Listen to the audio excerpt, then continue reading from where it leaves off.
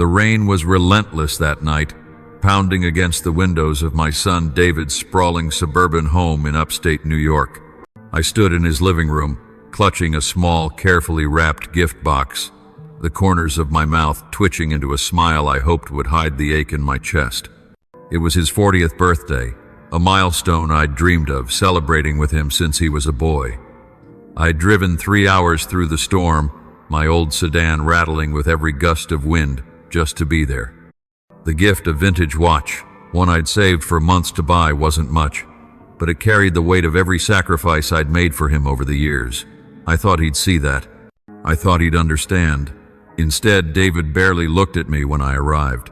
His wife, Laura, opened the door, her lips pursed in that tight, polite smile she always wore around me.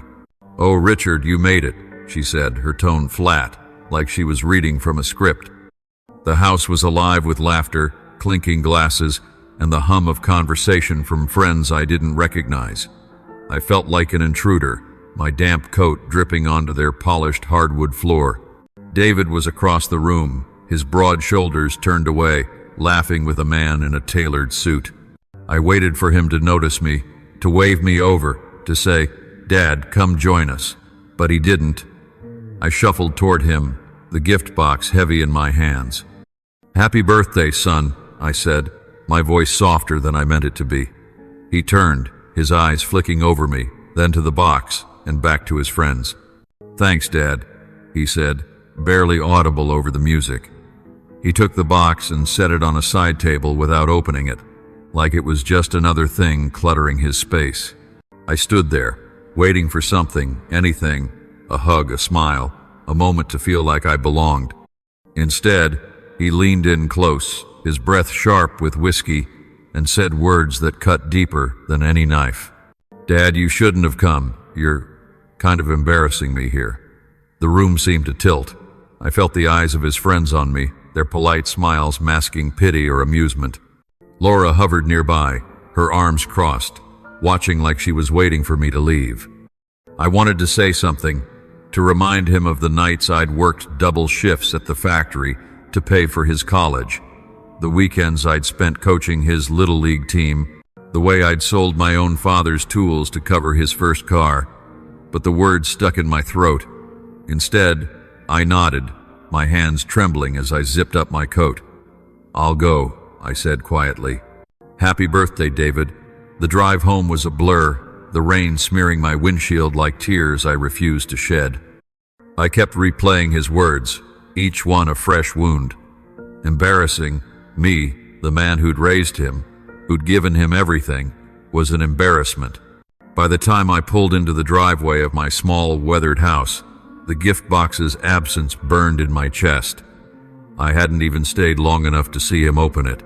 I sat in the dark, the engine ticking as it cooled, and wondered where I'd gone wrong.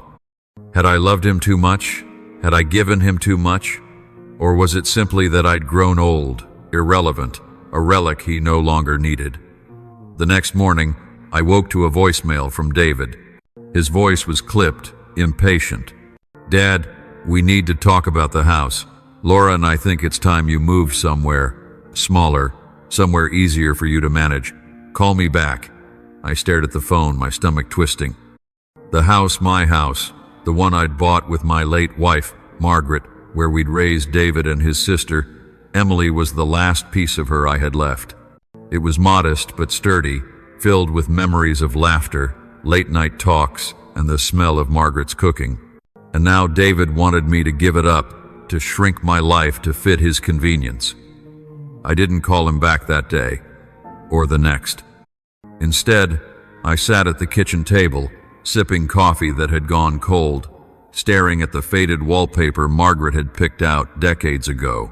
I thought about the years I'd spent building a life for my family, the sacrifices no one seemed to remember. I'd never asked for much, just respect, maybe a little gratitude. But David's words at the party, and now this voicemail made it clear. I was a burden, a problem to be solved. I felt a flicker of anger, but it was quickly swallowed by a deeper, heavier sorrow. I wasn't ready to fight him, not yet. Over the next few days, the calls kept coming. Laura left messages too, her voice syrupy with concern that didn't reach her words. "Richard, we're just worried about you living alone in that big house. It's not safe at your age." My age? I was 67, not 90. I still mowed my own lawn, fixed my own leaks, drove my own car. But to them, I was already half gone, a liability they needed to manage. I ignored the calls, letting them pile up like unpaid bills. I needed time to think, to figure out what to do with this pain that felt too big for my chest. It was on the 5th day that I found myself in the attic, sorting through old boxes. I wasn't sure what I was looking for, maybe a piece of the past to anchor me, to remind me who I was before I became embarrassing. That's when I found it, a small, locked metal box tucked behind a stack of Margaret's old cookbooks. My hands shook as I pried it open, the hinges creaking from years of neglect. Inside was a bundle of papers, yellowed with age, and a key I hadn't seen in years. The papers were deeds to the house, to a small rental property I'd forgotten about, and to a plot of land Margaret and I had bought decades ago, a dream we'd shelved when life got too busy. I sat back, the papers spread across the attic floor, and felt something shift inside me. It wasn't hope, not yet, but it was clarity. I spent the next day at the county records office, my old boots leaving faint tracks on the polished floor. The clerk, a young woman with kind eyes, confirmed what I suspected. The house was still in my name, not David's. The rental property, too, was mine, quietly generating income I'd never touched, managed by a firm Margaret had set up years ago. And the land, it was worth far more now than when we'd bought it, thanks to a new highway project nearby. I walked out of that office with a weight lifted, but a new one settling in its place. I wasn't just a forgotten old man. I had power, resources, options, and David didn't know. That night, I finally called him back. His voice was impatient, like he'd been waiting for me to cave. "Dad, good. You're finally being reasonable. Look, we found a nice assisted living place. It's affordable, and you won't have to worry about the house anymore." I let him talk, his words washing over me like static. When he finished, I said, "David, I'm not moving. The house is mine, always has been." There was a long pause, then a sharp laugh, like he thought I was joking. "Dad, come on. You can't keep up with that place. Let's be realistic." I didn't argue. I just hung up, my heart pounding. For the first time in days, I felt like I was standing on solid ground.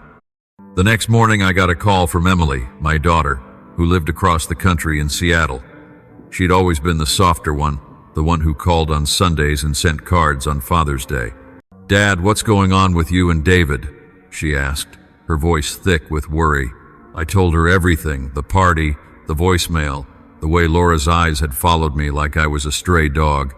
Emily was quiet for a long time, then said, "Dad, you don't deserve this. I'm flying out tomorrow. We'll figure this out together." I didn't know what together would mean, but her words were a lifeline, pulling me back from the edge of despair. As I hung up, I looked at the deeds on the kitchen table, the key glinting in the morning light. I didn't know what would happen next, but I knew one thing. I wasn't going anywhere. Not yet. Not until David understood exactly what he'd thrown away. Emily's call lingered in my mind like a faint pulse of warmth, a reminder that not all my children had turned their backs on me. But as I sat at the kitchen table, the deeds and key still spread out before me, the weight of David's words at his birthday party clung to me heavier than ever. "You're kind of embarrassing me here." I could still see his face, the way his eyes darted to his friends, as if my presence was a stain on his perfect life. I'd spent the last few days trying to push it down, to tell myself it was just a moment of frustration, that he didn't mean it. But the voicemail about the house, Laura's condescending messages, they weren't accidents. They were calculated, a slow push to edge me out of their world. The next afternoon, I was in the garage, tinkering with an old radio I'd been meaning to fix for years. It was something to keep my hands busy, to keep my mind from spiraling. The air smelled of oil and sawdust, a familiar comfort that reminded me of the days when David would sit on a stool nearby, watching me work, asking 100 questions about tools and wires. Back then, he'd looked at me like I could fix anything. Now, I wasn't so sure what he saw when he looked at me, if he even looked at all. The phone rang, snapping me out of my thoughts. It was David again, his name flashing on the screen like a warning. I almost let it go to voicemail, but something in me, maybe stubbornness, maybe hope, made me pick up. "Dad," he started, no greeting, no warmth. "We need to settle this. Laura and I are coming over tomorrow. We've got papers for you to sign. It's for your own good." His tone was businesslike, as if he were negotiating a deal, not talking to the man who'd raised him. I gripped the phone tighter, my knuckles whitening. "What papers, David?" I asked, keeping my voice steady. He sighed like I was being difficult. "For the house, Dad. We're putting it in our name. It's too much for you to handle, and frankly, we could use the space. Laura's pregnant, you know. We're starting a family." The words hit like a punch. Pregnant, a grandchild. I should have felt joy, but all I could feel was the sting of being replaced, of being pushed aside to make room for a future I wasn't invited to. "Congratulations," I said, the word hollow. "But the house isn't yours to take." There was a pause, then a sharp edge to his voice. "Dad, don't make this harder than it needs to be. You're not getting any younger. You can't live there forever." I wanted to scream, to remind him that this was the house where he'd taken his first steps, where Margaret had sung him to sleep, where I'd carried him on my shoulders after every baseball game. Instead, I said, "We'll talk tomorrow," and hung up before he could say more. My hands were shaking, not with fear, but with a quiet rage I hadn't felt in years. That night I couldn't sleep. I wandered the house, my footsteps echoing in the stillness. Every corner held a memory: Margaret's laugh in the kitchen, David's crayons scattered on the dining table, Emily's old bicycle leaning against the garage wall. I ended up in the living room, staring at a photo of us from years ago. Me, Margaret, David, and Emily, smiling at a summer picnic. David was gap-toothed, clinging to my arm, his eyes bright with trust. I barely recognized that boy in the man who'd stood in his pristine living room and called me an embarrassment. By the time David and Laura arrived the next day, I'd steeled myself for what was coming. They pulled up in their sleek black SUV, Laura's heels clicking on the driveway like a metronome. I met them at the door, my face calm but my heart pounding. Laura carried a folder, her manicured nails tapping against it. "Richard," she said, her voice dripping with that false warmth again, "let's sit down and get this sorted." They stepped inside, and I noticed how David's eyes scanned the house not with nostalgia, but with calculation, like he was already measuring it for new furniture. We sat at the kitchen table, the same one where I'd helped David with his math homework decades ago. Laura slid the folder toward me, her smile tight. "This is a transfer of deed," she said. "It's straightforward. You sign, and we take over the house. We've already talked to a realtor about selling it later, and we'll make sure you're settled somewhere nice. Somewhere nice." The phrase made my skin crawl, like I was a dog being sent to a kennel. I opened the folder, glancing at the papers. They were neatly typed, official-looking, but I didn't need to read them to know what they meant. They wanted to erase me from my own life. "David," I said, looking at him, not the papers. "Do you remember when we built that treehouse in the backyard? You were 8. You wanted it to have a ladder so you could climb up whenever you wanted." He shifted in his seat, his jaw tight, avoiding my eyes. "Dad, this isn't about that. This is about what's practical now." Practical. The word was a slap. I leaned back, folding my arms. "And what's practical about taking my home?" I asked, my voice low but firm. Laura jumped in, her tone sharper now. "Richard, let's be honest. This house is too big for one person. You're struggling to keep up with it. We're trying to help you. Help me." I almost laughed.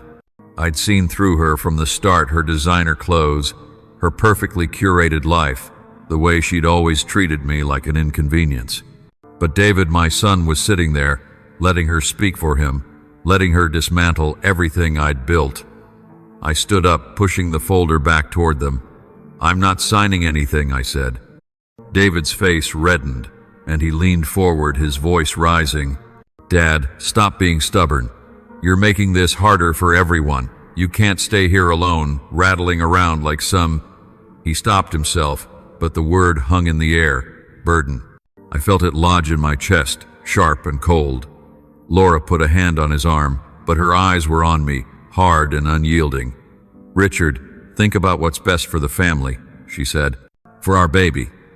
I looked at David, searching for the boy I'd raised, the one who'd cried in my arms when his mother died, who'd promised to take care of me when I got old. But all I saw was a stranger, his face tight with impatience, his life already planned without me in it. "I've always thought about what's best for this family," I said quietly. "Maybe you should start doing the same." They left shortly after, the folder still on the table, unsigned.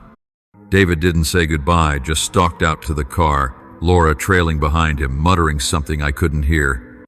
I stood at the door, watching their SUV disappear down the street, my hands clenched at my sides. The house felt emptier than ever, but I wasn't broken, not yet. I walked back to the attic, to the metal box I'd found days ago. The deeds, the key, the forgotten pieces of my life, they were still there, waiting. I didn't know exactly what I'd do with them, but I knew one thing. I wasn't going to let David and Laura take everything from me. As I closed the box, my phone buzzed. It was a text from Emily. "Landing tomorrow at noon. I'm with you, Dad." I stared at the screen, a flicker of hope cutting through the fog of betrayal. Maybe I wasn't as alone as I thought. Maybe there was still a fight left in me. Emily's text was like a faint light in the dark, but it didn't erase the ache that had settled in my bones since David and Laura's visit. Their unsigned papers still sat on the kitchen table, a silent accusation, daring me to make a choice. I spent the morning pacing the house, my footsteps heavy on the creaky floorboards, trying to shake the image of David's face, hard, impatient, like I was a problem he needed to solve. The house, once filled with Margaret's laughter and the kids' chatter, felt like a museum of a life I no longer recognized. But it was mine, and I wasn't ready to let it go. By the time Emily's plane landed, I was waiting at the airport, my hands stuffed in my coat pockets to hide their trembling. She stepped through the gate, her dark hair pulled back, her eyes scanning the crowd until they found me. She didn't smile, not exactly, but there was a warmth in her expression that made my throat tighten. "Dad," she said, pulling me into a hug that felt like it could hold me together. "I'm here now. We're going to fix this." I wanted to believe her, but the weight of David's betrayal was still too raw, too heavy. We drove back to the house in near silence, the hum of the car's engine filling the gaps where words failed me. Emily kept glancing at me, her hands fidgeting in her lap. "I talked to David last night," she finally said, her voice careful. "He told me about the house, about the papers. Dad, he's out of line. Laura's pushing him, but he's letting her. It's not right." I gripped the steering wheel tighter, my jaw clenched. "He thinks I'm useless," I said, the words spilling out before I could stop them. "An embarrassment. That's what he called me at his party." Emily's face hardened, her eyes flashing with something close to anger. "He's wrong," she said, "and I'm going to make sure he knows it." Back at the house, Emily insisted on seeing the papers David and Laura had left. She spread them out on the table, her brow furrowed as she read. "This is a straight-up transfer of deed," she said, her voice sharp. "They're not even pretending to make it fair. They want you out, Dad, and they're banking on you just giving in." She looked up at me, her eyes searching. "You're not going to sign, are you?" I shook my head, my voice steady for the first time in days. Not a chance. That afternoon, while Emily was in the guest room unpacking, the doorbell rang. My stomach twisted as I opened the door to find David standing there, alone this time, his hands shoved in his pockets. He didn't meet my eyes, just stared at the porch floor like a kid caught misbehaving. "Dad, can we talk?" he said, his voice low. I stepped aside, letting him in, but I kept my guard up. He sat at the kitchen table, right where the papers still lay, and I noticed how he avoided looking at them. "I didn't mean for things to get so tense," he started. Laura's just worried about you, that's all. We both are. I leaned against the counter, my arms crossed. Worried about me, or worried about getting this house? I asked, my voice sharper than I intended. His head snapped up, his eyes narrowing. That's not fair, Dad. We're trying to do what's best. You're alone here, and it's not safe. What if something happens to you? Laura's pregnant, we need the space, and... He stopped, catching himself, but it was too late. The truth was out, bare and ugly. This wasn't about my safety. It was about their convenience, their plans, their life without me in it. Before I could respond, Emily walked in, her arms crossed, her face like stone. "David," she said, her voice cutting through the air. "You've got some nerve coming here after what you said to Dad at your party." David's face flushed, but he didn't back down. "Emily, stay out of this. You don't live here. You don't get it. This house is too much for him." She stepped closer, her eyes blazing. "Too much for him, or too much for you to wait for? You think you can just push him out because you want a bigger backyard for your kid?" The room crackled with tension, David's jaw working like he was chewing on words he couldn't spit out. I stayed quiet, watching my children face off, feeling like a bystander in my own life. Finally, David stood, his chair scraping against the floor. "Dad, I didn't want it to come to this," he said, his voice hard now. "But if you won't sign, we'll have to look at other options. Laura's already talked to a lawyer." The threat hung in the air, heavy and cold. I felt Emily tense beside me, but I didn't flinch. "Do what you have to do, David," I said, my voice calm but unyielding. "But this is my home, and I'm not going anywhere." He left without another word, the door slamming behind him. Emily turned to me, her eyes wide with worry. "Dad, he's serious. Laura's got him wrapped around her finger, and they're not going to stop." I nodded, my mind already racing. I thought of the deeds in the attic, the key, the rental property I hadn't touched in years. I hadn't told Emily about them yet, partly because I was still processing it myself, partly because I wasn't sure what I was going to do. But David's threat changed things. This wasn't just about hurt feelings anymore. It was about survival. That evening, I took Emily to the attic and showed her the metal box. Her eyes widened as she read through the deeds, her fingers tracing the faded ink. "Dad, this changes everything," she said, her voice a mix of shock and excitement. "You own this house outright, and this rental property, and the land. Do you know what this is worth?" I shrugged, feeling the weight of it all. "I haven't thought about it in years. Your mother handled most of that. I just let it sit." Emily shook her head, a small smile breaking through. "Well, it's not sitting anymore. We need to talk to someone, a lawyer, a financial advisor. David doesn't know what he's up against." The next morning, I made a call I hadn't made in years. Tom Reynolds, an old friend from my factory days, had become a lawyer in Albany. He'd always been a straight shooter, someone I trusted. I didn't tell Emily about the call, not yet. I didn't want to get her hopes up. Tom listened as I explained everything. David's demands, Laura's papers, the deeds I'd found. His voice was calm but firm. "Richard, you're in a strong position. That house is yours, and those assets? They're untouchable, unless you choose otherwise. I'll come by tomorrow with some paperwork to make sure everything's airtight." As I hung up, I felt a strange calm settle over me. For the first time since David's party, I wasn't just reacting, wasn't just surviving. I was planning. I looked out the kitchen window at the backyard, where the old treehouse still stood, its ladder weathered but intact. I remembered David's laughter as we hammered the nails in, his small hands eager to help. That boy was gone, replaced by a man who saw me as a burden, but I wasn't done yet, not by a long shot. The morning Tom Reynolds was due to arrive, I woke early, the house still cloaked in the quiet of dawn. I made coffee, the familiar gurgle of the pot grounding me as I stared at the kitchen table, now clear of David and Laura's papers. I tucked them away in a drawer, out of sight but not out of mind. Emily was still asleep upstairs, her presence a comfort I hadn't realized I'd needed so badly. The attic box, with its deeds and key, sat on the counter, a silent reminder of the power I hadn't known I held. For years I'd let those assets gather dust, too caught up in grief after Margaret's death to care about them.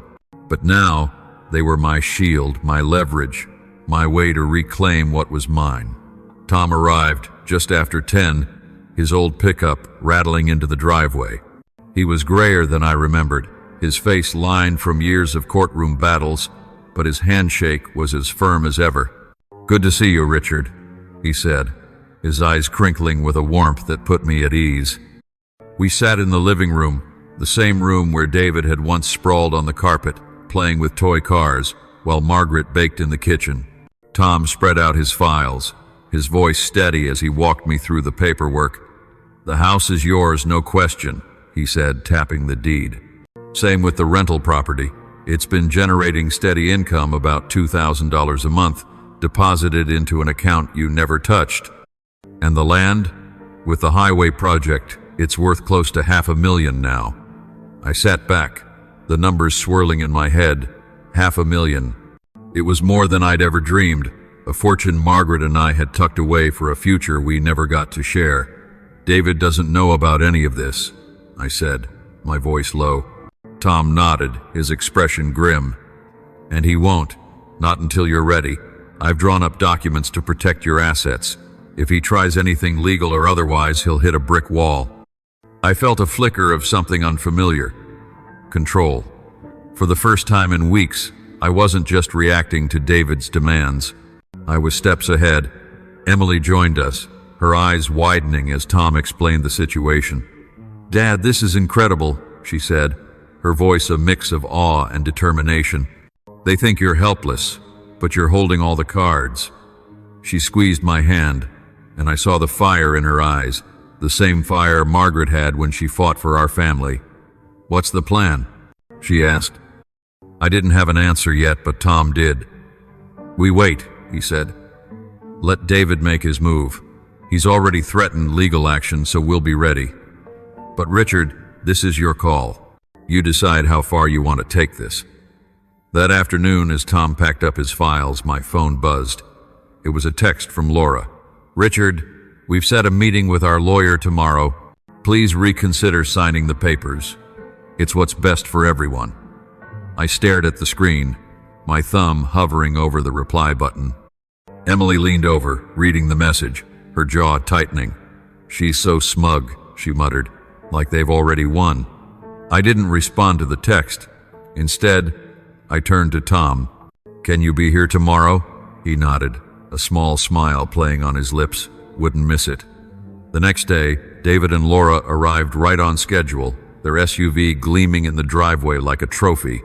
Laura carried a new folder, thicker this time, and a man in a crisp suit followed them, a lawyer, no doubt. His name was Greg, and he had the slick confidence of someone used to getting his way. They settled at the kitchen table, Greg spreading out his papers with a practiced ease. "Mr. Thompson," he began, his voice smooth, "my clients are concerned for your well-being. This house is a significant burden for someone in your situation. We've prepared a fair agreement to transfer ownership to David and Laura, ensuring you're provided for in a suitable facility." I let him talk, my face blank, my hands folded in my lap. Laura chimed in, her voice sugary. "Richard, we found a lovely assisted living place. It's got activities, nice staff, perfect for you." David said nothing, his eyes fixed on the table, his fingers tapping nervously. I glanced at Emily, who stood by the counter, her arms crossed, her gaze sharp. Tom sat beside me, his presence steady, like an anchor in a storm. When Greg finished, I leaned forward, my voice calm but firm. "Greg, I appreciate your effort, but there's something you should know." I slid the deed to the house across the table, the paper crisp and undeniable. "This house is mine, always has been, and I'm not signing it over." Greg's smile faltered, his eyes flicking to the deed. Laura laughed, a short, brittle sound. "Richard, come on. You can't possibly manage this place. Be reasonable." David finally spoke, his voice tight. "Dad, stop this. You're making a fool of yourself. I didn't flinch. Instead, I reached for the metal box, pulling out the deed to the rental property and the appraisal for the land. "There's more," I said, my voice steady. "I own a rental property that's been paying out for years, and a plot of land worth $500,000. Did you know about that, David?" The room went silent, the air thick with shock. Laura's face paled, her mouth opening and closing like a fish out of water. David stared at the papers, his hands frozen mid-tap. Greg cleared his throat, his confidence crumbling. I'd need to review these documents," he stammered. Tom leaned forward, his voice low but cutting. "You do that, Greg. And while you're at it, you might want to check the county records. Everything Richard owns is ironclad. If you push this, you'll be fighting a losing battle." Laura's eyes darted to David, her composure cracking. "You said he had nothing," she hissed, low enough that she thought I wouldn't hear. "But I did. And so did Emily, who stepped forward, her voice like steel. You thought you could bully him out of his own home because you assumed he was weak. You were wrong." David's face was a storm of emotions, shock, anger, embarrassment. He stood, his chair scraping against the floor. "Dad, why didn't you tell me?" he demanded, as if I owed him an explanation. I looked at him, my son, the boy I'd raised, and felt a pang of sorrow mixed with resolve. "You never asked, David," I said. "You were too busy deciding I was a burden." Laura grabbed her purse, her face flushed with humiliation. "This isn't over," she snapped, but her voice lacked conviction. Greg gathered his papers, muttering about needing to consult with his clients. They left in a hurry, the SUV's tires crunching on the gravel as they sped away. Emily let out a breath, her shoulders sagging. "Dad, that was incredible." Tom chuckled, clapping me on the shoulder. "You played that perfectly, Richard." I didn't feel triumphant, not yet. I felt hollow, like I'd won a battle but lost something deeper. David's face, the way he'd looked at me like I was a stranger, stayed with me. But as I looked at the deeds, at Emily's fierce loyalty, at Tom's steady support, I knew one thing. I wasn't done fighting. Not for the house, not for my life, not for the truth David and Laura would have to face. The silence in the house after David, Laura, and their lawyer fled was deafening, like the calm after a storm that had torn through everything in its path. I stood at the kitchen window, watching their SUV disappear down the street, the taillights fading into the gray afternoon. Emily sat at the table, her hands wrapped around a mug of tea, her eyes still blazing with the fire of the confrontation. Tom was packing up his files, his movements deliberate, but I could see the hint of a smile on his face, like he'd enjoyed watching Laura's smugness crumble. I should have felt victorious, but all I felt was a hollow ache, a mix of relief and sorrow. I'd stood my ground, but at what cost? My son, my own flesh and blood, had looked at me like I was a stranger, a problem to be solved. Emily broke the silence, her voice soft but firm. "Dad, you did the right thing. They thought they could steamroll you, but you showed them." I turned from the window, meeting her eyes. She looked so much like Margaret in that moment, her jaw set, her gaze unwavering. "I don't know if it's about right or wrong anymore," I said, my voice rougher than I intended. "I just wanted him to see me, Emily, to remember who I am." Her face softened, and she reached for my hand. "He will, Dad. He has to." The next morning, my phone buzzed with a voicemail from David. I hesitated, my thumb hovering over the play button, dreading what I'd hear. When I finally pressed it, his voice was strained, almost desperate. "Dad, we need to talk. Laura and we didn't know about the land, the rental property. Why didn't you tell me? Look, we can work this out. Just call me back." I set the phone down, my heart heavy. Work this out. As if a phone call could erase the way he'd called me an embarrassment, the way he'd tried to take my home. I didn't call back. Not yet. Instead, I drove to the bank, the deeds and key tucked safely in a folder beside me. Tom had set up a meeting with a financial advisor, a sharp-eyed woman named Carla who greeted me with a firm handshake and a no-nonsense attitude. She reviewed the documents, her pen tapping against her desk as she nodded. "Mr. Thompson, you're sitting on a small fortune," she said. "The rental property's been well managed, and the land's value has skyrocketed with the highway project. You could sell it now for close to $600,000, or hold on to it for even more in a few years. The house is yours, free and clear, and the rental income gives you a steady cushion." She leaned forward, her eyes kind but direct. "You're in a strong position. What do you want to do?" I didn't have an answer, not right away. I'd spent so long just surviving Margaret's death, David's betrayal, the weight of being seen as a burden, that I hadn't thought about what I wanted. "I need time," I said finally. Carla nodded, sliding the folder back to me. "Take it, but know this. You're not at anyone's mercy. Not now, not ever." Her words stayed with me as I drove home, the folder heavy in my hands. For the first time in years, I felt like I had choices, not just obligations. That evening, David showed up unannounced, alone this time. I was in the backyard, pruning the old apple tree Margaret had loved.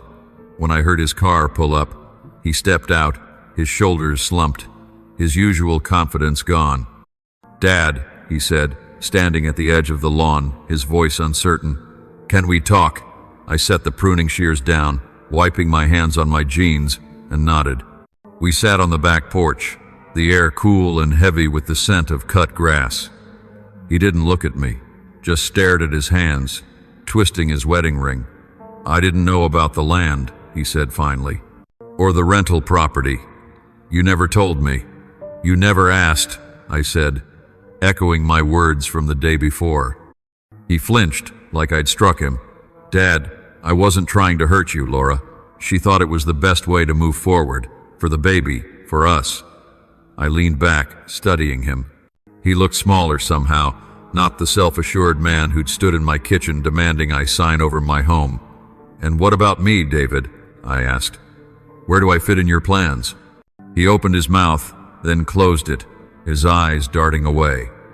Before he could answer, my phone buzzed again. It was Carla, her voice brisk. "Richard, I just got a call from the county. Your son's lawyer tried to file a claim on the house, citing undue burden on you. It's baseless, and I've already shut it down, but you should know they're not backing off."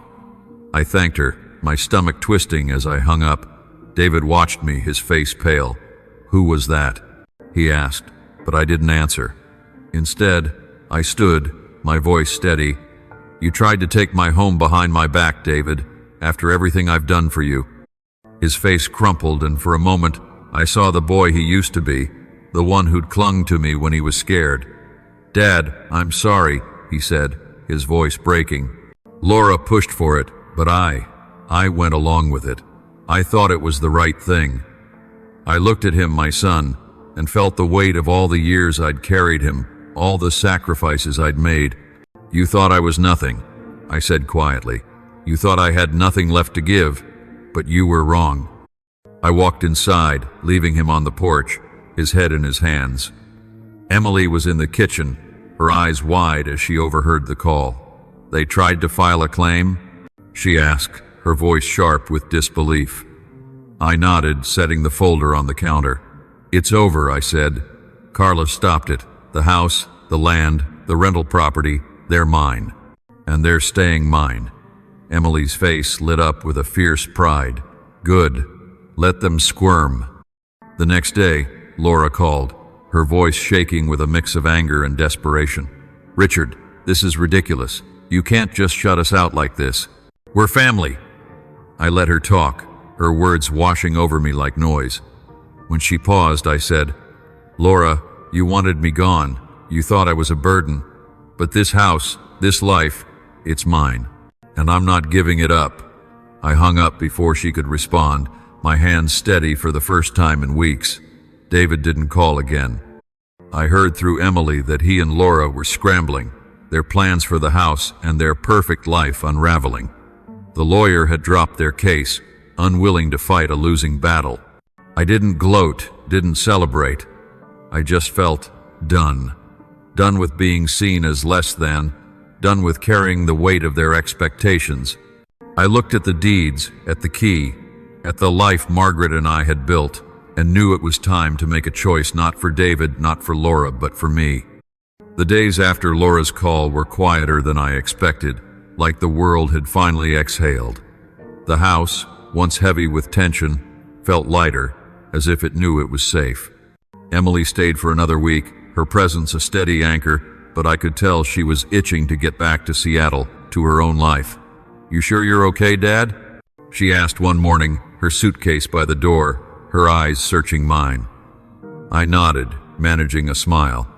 "I'm more than okay, Em. Thanks to you." She hugged me tight, her cheek pressed against my shoulder, and for a moment I felt Margaret's warmth in her embrace. "Call me if you need me," she said, her voice fierce. "I'll be back in a heartbeat." I watched her drive away, the ache of her absence softened by the strength she'd left behind. I spent that afternoon in the backyard, sitting on the old porch swing Margaret and I had bought when David was born. The wood creaked under my weight, but it held, just like it always had. The apple tree stood tall, its branches heavy with fruit, a reminder of the life we'd built here. I thought about David, about the boy who'd climbed that tree, who'd laughed and called me his hero. That boy was gone, replaced by a man who'd let greed and pride blind him. I didn't hate him, not really, but I couldn't keep carrying the weight of his choices. Not anymore. The next morning I called Carla, the financial advisor. Her voice was as brisk as ever, cutting through the fog of my thoughts. "Richard, have you decided what you want to do?" she asked. I took a breath, my eyes drifting to the deeds on the kitchen counter. "I'm keeping the house," I said. "It's home, but the land, I want to sell it. And the rental property, I want to set up a trust for Emily and any grandkids I might have one day." There was a pause, then Carla's voice softened. "That's a solid plan, Richard. I'll get the paperwork started. You're doing the right thing." Selling the land felt like letting go of a piece of Margaret, but it also felt like freedom.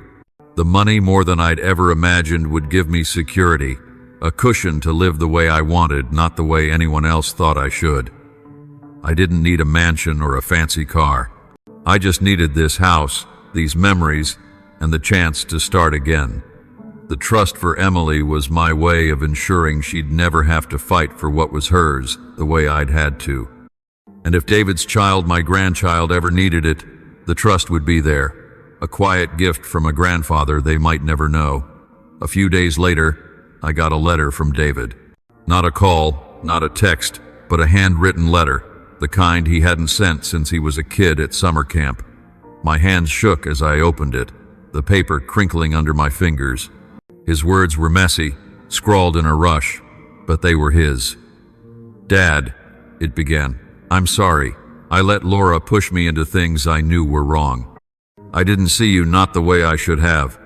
I don't expect you to forgive me, but I need you to know I'm trying to be better. Laura and I are moving to Boston, a fresh start. I hope someday we can talk. Really talk. Love, David." I read it twice, then set it down, my chest tight. Part of me wanted to call him, to bridge the gap, to believe he meant it. But another part, the part that still stung from his words, from the papers, from the lawyer's smug smile, knew it wasn't that simple. Apologies don't erase betrayal, not overnight. I folded the letter and tucked it into a drawer, not ready to answer, but not ready to throw it away either. Maybe someday, I thought. But not today. I started small changes around the house. I painted the kitchen a soft blue, the color Margaret always wanted but we'd never gotten around to. I fixed the squeaky porch swing, sanded down the rough edges, made it feel new again. I even started gardening, planting roses where Margaret's old flower beds had gone wild. The work kept my hands busy, my mind clear. Neighbors stopped by, their faces kind, their voices free of pity. "Looking good, Richard," they'd say, and I'd nod, feeling a pride I hadn't known in years. One evening, as the sun dipped low, I sat on the porch with a glass of iced tea, watching the fireflies flicker in the yard.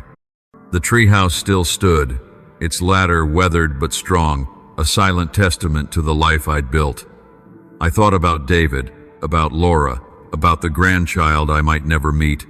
I thought about Emily, her fierce loyalty, her promise to always come back.